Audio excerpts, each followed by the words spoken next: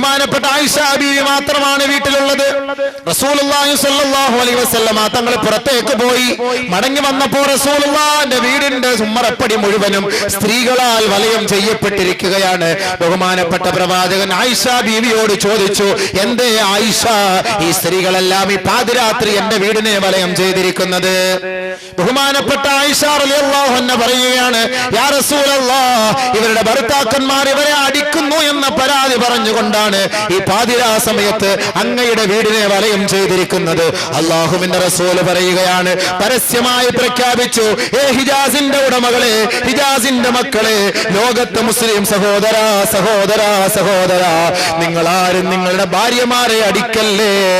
അങ്ങനെ അടിക്കുന്നവൻ ലൈസ ഉലൈക ബിഖിയാരിഹിം, അവരിൽ നല്ലവരെ അല്ല, അവരിൽ നല്ലവരെ അല്ല, അവർ നികൃഷ്ടരാണ്, നെറികെട്ടവരാണ്. അതുകൊണ്ട് നിങ്ങളുടെ ഭാര്യമാരെ നിങ്ങളാരും അടിക്കല്ലേ എന്ന് ആരംഭപ്പൂവായ മുത്ത് മുഹമ്മദ് മുസ്തഫ സല്ലല്ലാഹു അലൈഹി വസല്ലം അള്ളാന്റെ റസൂൽ പറഞ്ഞു കൊടുത്തു, നിങ്ങൾ ആരും അടിക്കല്ല കേട്ടോ, നിങ്ങൾ ആരും അടിക്കല്ലേ. നബി തങ്ങൾ പറയാണ്, ഒരു രാത്രി 70ഓളം പെണ്ണുങ്ങളാണ് പരാതിയായിട്ട് വീട്ടിൽ വന്നത്. പാതിരാത്രി ഭർത്താക്കന്മാർ അടിക്കുന്നു എന്ന് പറഞ്ഞിട്ട് പരാതിയുമായി 70ഓളം പെണ്ണുങ്ങൾ, സ്ത്രീകൾ. ആലോചിച്ച് നോക്കി, എന്തായിരിക്കും അടിയപ്പോ?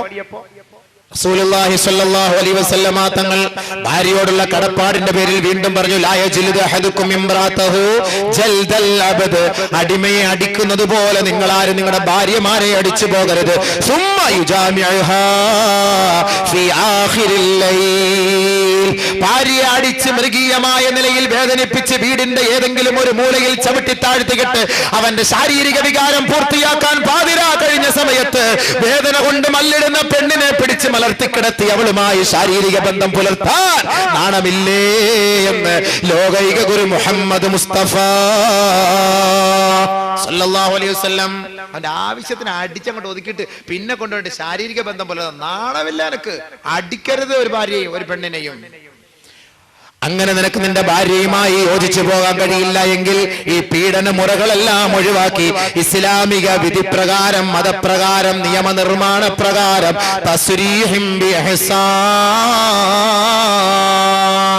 നല്ല നിലയിൽ നീ അങ്ങോട്ട് ഒഴിവാക്കിയാലേ, നല്ല നിലയിൽ ഒഴിവാക്കിയാലേ. അതല്ലാതെ പീഡിപ്പിക്കാനോ പരസ്യപ്പെടുത്തി നാട്ടുകാരെ മുഴുവൻ panchayat, municipality, police station, SP office, രാജ്യത്തിന്റെ എല്ലാ ഓഫീസിലും ഈ പെണ്ണിനെയും കൊണ്ട് കയറി ഇറങ്ങി വർഷങ്ങളായി, 8 വർഷമായി ഇവിടെ എനിക്ക് ഒഴിവാക്കി തരാൻ പറഞ്ഞിട്ട് ആരും ഒഴിവാക്കി തരുന്നില്ല, എനിക്കൊരു പെണ്ണ് കെട്ടാനും പറ്റുന്നില്ല, ആകെ ഇടങ്ങേറുണ്ട് അവലും കഞ്ഞിന്നും പറഞ്ഞിട്ട് നാട്ടുകാരുടെ മുഴുവനും മുന്നിൽ, അന്യപുരുഷന്മാരുടെ മുഴുവനും മുന്നിൽ ഈ പെണ്ണിനെയും പൊക്കിക്കൊണ്ട് നീ നടക്കരുത് എന്നർത്ഥം.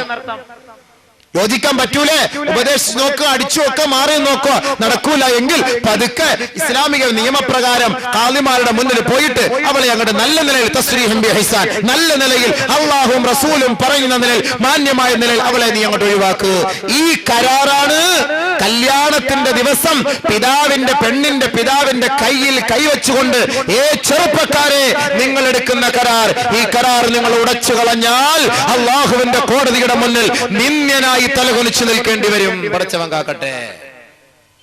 ഈ കരാറെല്ലാം പറഞ്ഞു പൂർത്തിയാക്കിയിട്ടാണ് അൽ ഫാത്തിഹ ഓതുന്നത്. ഫാത്തിഹായ ഒരു സാക്ഷ്യം. ഇതാണ് കല്യാണം. കല്യാണം കഴിഞ്ഞ മാത്രയിൽ രണ്ടാമതായി ചെയ്യേണ്ട ഉത്തരവാദിത്വം ചെറുക്കന്റെയും പെണ്ണിന്റെയും കൈക്ക് പിടിച്ച് മംഗളാശംസ നേരലാണ്. എന്താ മംഗളാശംസ?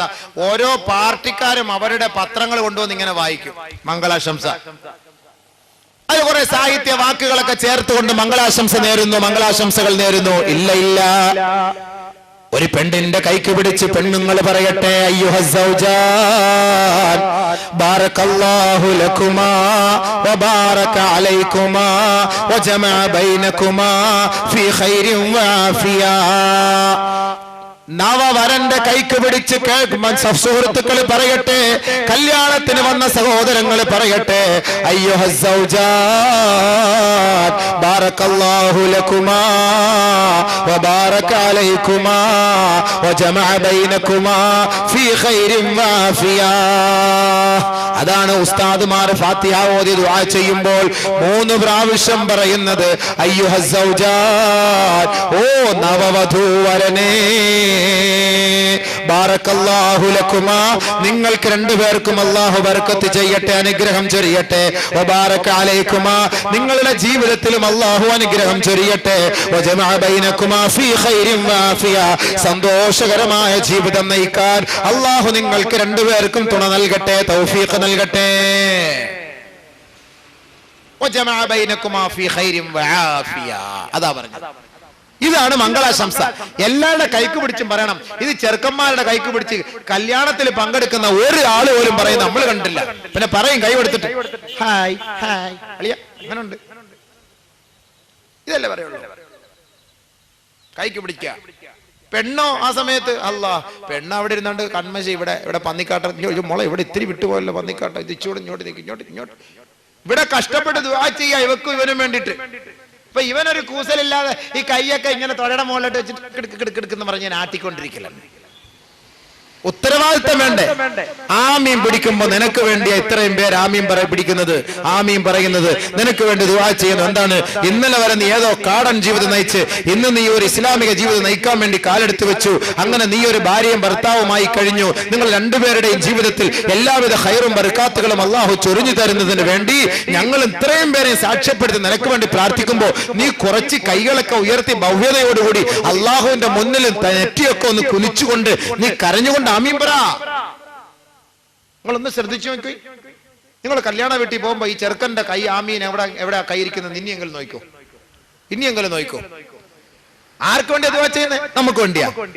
ചങ്ങാതി നിനക്ക് വേണ്ടിയാ ദുആ ചെയ്യുന്നത്. നീ ഒന്ന് കാര്യമായിട്ട് ആമീൻ പറ. നീ കാര്യമായിട്ട് ആമീൻ പറയാതെ ഞങ്ങൾ മാത്രം പറഞ്ഞിട്ട് എന്താ കാര്യം? നീ കാര്യമായി ആമീൻ പറയാത്തത് കൊണ്ടാണ് കല്യാണം കഴിഞ്ഞ് 5-6 ദിവസം കഴിഞ്ഞിടം മുതൽ അടിയും വെള്ളപ്പൊക്കവും തുടങ്ങുന്നത്.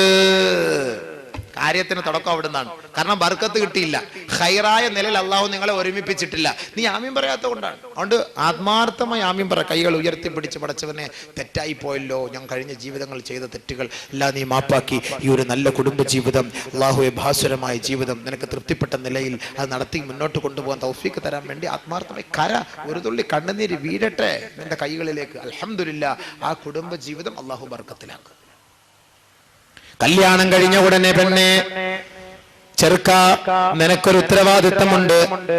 ഈ ദുആ ചെയ്തതിന് ശേഷം, മംഗളാശംസ കഴിഞ്ഞതിന് ശേഷം ആദ്യ രാത്രിയായി മണിയറയിലേക്ക് കാലെടുത്ത് വെക്കുമ്പോ 2 റക്അത്ത് നീ ഒന്ന് സുന്നത്ത് നമസ്കരിക്കണേ. കൂടുതലൊന്നും വേണ്ട, 20 റക്അത്ത് തറാവീഹ് നമസ്കരിക്കാൻ നിൽക്കണ്ട, സമയമില്ലല്ലോ. എത്രയോ ദിവസം കൊണ്ട് 5ാം ക്ലാസ് മുതൽ പെണ്ണിനെ നോട്ട വിട്ട് 10ാം ക്ലാസ് വരെ അഡ്ജസ്റ്റ് ചെയ്ത് കൊണ്ടുവന്ന് 12 വരെ നോട്ട വിട്ട് 15ന്റെ അന്ന് കെട്ടിച്ചും തന്ന് ഇനി ഇവിടെ ഇരുന്ന് 20 റക്അത്ത് ഇവിടെ നിസ്കരിക്കണം എന്ന് പറഞ്ഞ് നടക്കുന്ന കാര്യമൊന്നും അല്ല. അത് ഇത്ര നാൾ കൊണ്ട് നമ്മൾ ഓടിച്ചിട്ട് പിടിച്ച കല്യാണമായത്.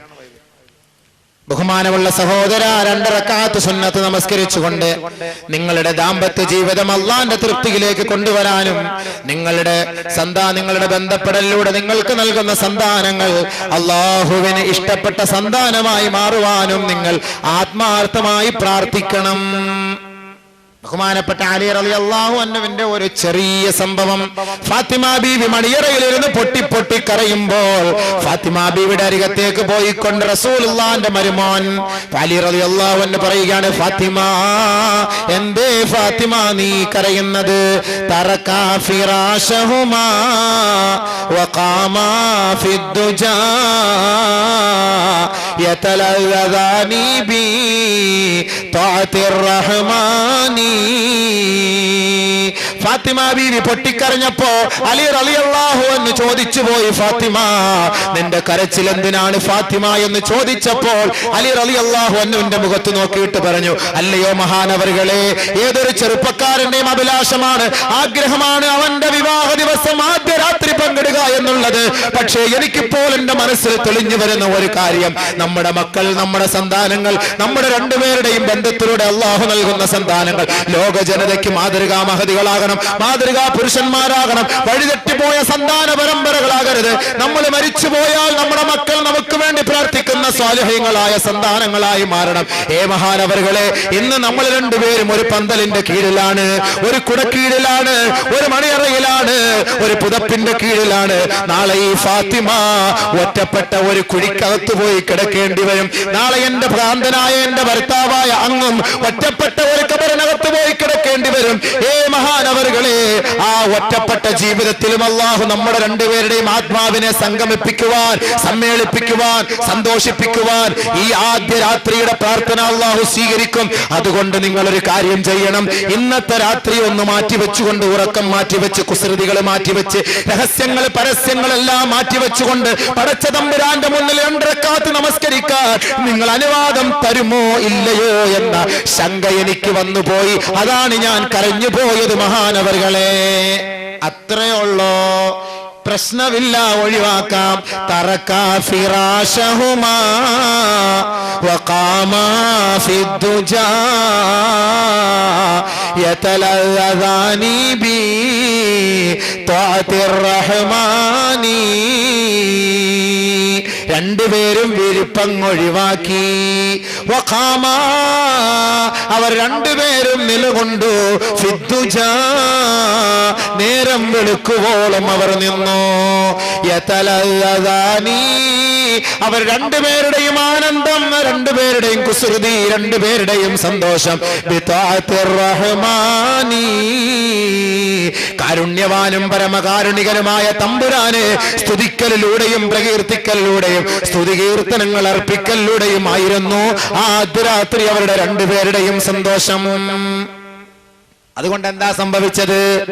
അവിടെ രണ്ടുപേരുടെ പ്രാർത്ഥനയുടെ ഫലമായി ഇറാഖിന്റെ മണ്ണിൽ വെള്ളം കിട്ടാതെ കണ്ട് യൂഫ്രട്ടീസിന്റെയും ടൈഗ്രീസിന്റെയും ഓരത്ത് കിടന്ന് പിടഞ്ഞു ഹസൻ ഹുസൈൻ റളിയല്ലാഹു തആല അൻഹു മരണപ്പെട്ടുവെങ്കിൽ, സഹോദര ഹുസൈൻ റളിയല്ലാഹു അൻഹുവിന്റെ വേർപാടിൽ ദുഃഖിച്ച ലോകമേ, മുഹറമിൽ നിങ്ങൾ ആ ഒരു സ്മരണ അയവിറക്കുമെങ്കിൽ ഏറ്റവും നല്ല ശുദ്ധജല തടാകത്തിന്റെ ഓരത്ത് കിടന്ന് ഒരു തുള്ളി വെള്ളം പോലും കുടിക്കാതെയാണ് ബഹുമാനപ്പെട്ട മഹാനായ ഷഹീദ് ഹുസൈൻ റളിയല്ലാഹു അൻഹു ലോകത്തോട് വിട പറഞ്ഞതെങ്കിൽ, ഹുസൈൻ റളിയല്ലാഹു അൻഹുവിനെ കുറിച്ച് സ്മരിക്കാത്ത ഒരു മുസ്ലിം എന്ന് ലോകത്തുണ്ടോ? ഏതെങ്കിലും ജുമാ ഖുത്ബയിൽ ഹസൻ ഹുസൈനെ സ്മരിക്കാത്ത ഒരു ജുമയുണ്ടോ, ഒരു ദുആയുണ്ടോ?